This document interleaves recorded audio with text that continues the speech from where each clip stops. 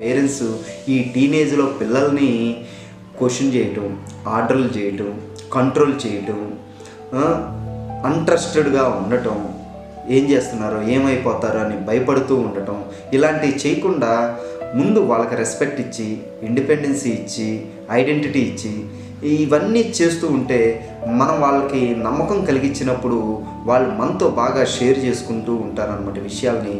ఎంత స్ట్రాంగ్గా relationship bond చేస్తే వాళ్ళు మనతో అంత బ్యూటిఫుల్ ఫేజ్ మన టీనేజర్స్ పేరెంట్స్తో అంత స్పెండ్ చేసే అవకాశం ఎక్కువగా ఉంటుందన్నమాట. కాబట్టి టీనేజ్ పిల్లలు ఉన్న వాళ్ళ పేరెంట్స్ గుర్తుపెట్టుకోవాల్సింది ఏంటంటే వాళ్ళకి ఇండిపెండెన్స్ ఇవ్వటం కానీ, రెస్పెక్ట్ ఇవ్వటం కానీ, ఐడెంటిటీ కానీ ఇలాంటి ఆ సందర్భంలో అవసరం అవుతాయి అనేది గుర్తుపెట్టుకోవాలన్నమాట. ఎందుకంటే బాడీ కానీ, మైండ్ కానీ, ఎమోషన్స్ కానీ ఇవన్నీ చేంజ్ అవుతూ ఉంటాయి అన్నమాట.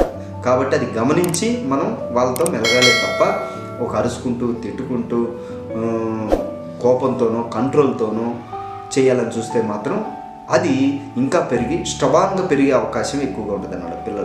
పిల్లలు స్ట్రాంగ్గా పెరుగుతారు. టీనేజ్ అంటే స్ట్రాంగ్ కాదనమాట, సెన్సిటివ్గా ఉంటారు. గైడ్ చేయాలి తప్ప పోలీసింగ్ చేయకూడదు అనమాట. కాబట్టి టీనేజ్ పిల్లల్ని చాలా జాగ్రత్తగా హ్యాండిల్ చేయాలి.